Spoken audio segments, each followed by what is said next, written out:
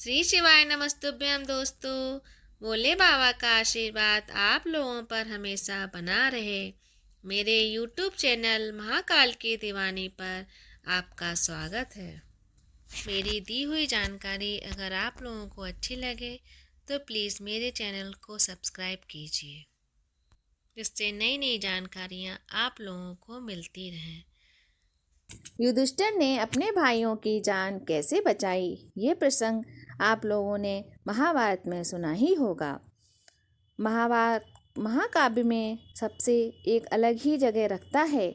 इस प्रसंग में युधिष्ठिर के चारों भाई अपनी गलती के कारण मारे गए थे, लेकिन युधिष्ठिर ने अपनी समझदारी के कारण उन्हें पुनः जीवित कर लिया था। हुआ ये था कि जब पांडव अज्ञातवास में थे, तब एक दिन युधिष्ठिर ने नकुल को पानी के लिए भेजा, क्योंकि वहाँ पर उन्हें बहुत प्यास लग रही थी। नकुल को तालाब ढूंढने में भी काफ़ी कठिनाई हुई। नकुल जब तालाब के पास पहुँचा तो वो केवल थक गया था, बल्कि प्यासा भी था, और ऐसे में उसने उसका तालाब का पानी पीना चाहा। लेकिन इस तालाब में एक यक्ष रहता था। यक्ष ने नकुल को पानी पीने से रोका और कहा कि यदि तुम पानी पीना चाहते हो तो पहले मेरे सवालों का जवाब दोगे, तभी तुम पानी पियोगे। लेकिन नकुल ने इसकी बात को अनसुना कर दिया और तालाब का पानी पी लिया। पानी पीते ही नकुल की जान चली गई। इसके बाद जब काफ़ी देर तक नकुल वापस नहीं पहुंचा तो युधिष्ठिर ने सहदेव को भेजा, लेकिन उसने भी नकुल की तरह यक्ष की बातों को अनसुना कर दिया। वह भी तालाब के किनारे गिर पड़ा। इसके बाद अर्जुन और फिर भीम भी तालाब पर पहुंच गए, लेकिन सभी एक एक करके यक्ष की बातों को अनसुना करते रहे और पानी पीकर अपनी जान गंवाते रहे।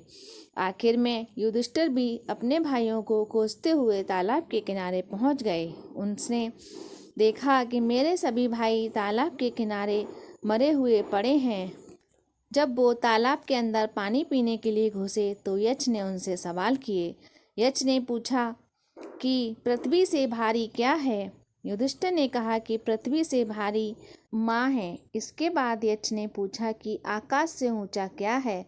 धर्मराज युधिष्ठिर ने कहा, पिता का कद आकाश से भी ऊंचा होता है। यक्ष ने अगला सवाल किया कि वायु से तेज क्या चलता है?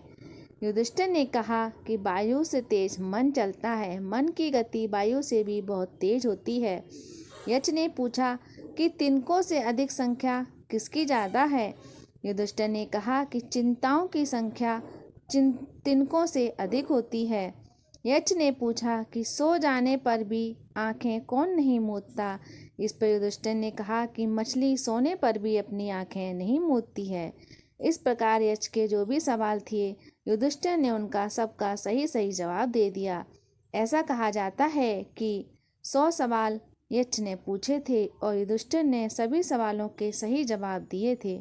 इस बात से खुश होकर यक्ष ने युधिष्ठिर से कहा कि तुम अपने एक भाई को जीवित कर सकते हो। तब युधिष्ठिर ने नकुल को जिंदा करने के लिए कहा, तो यक्ष ने पूछा कि तुम भीम और अर्जुन को क्यों नहीं जीवित करना चाहते? वे तो महान योद्धा हैं। इस पर युधिष्ठिर ने कहा कि मैं अपनी माता कुंती का एक पुत्र जीवित हूँ और नकुल मेरी दूसरी माता का पुत्र है, तो वो भी जीवित रहेगा। तो इस प्रकार हम दोनों माताओं के एक एक पुत्र जीवित रहेंगे। यक्ष युधिष्ठिर की बातों से बहुत खुश हुआ और उसने युधिष्ठिर के सभी भाइयों को जिंदा कर दिया।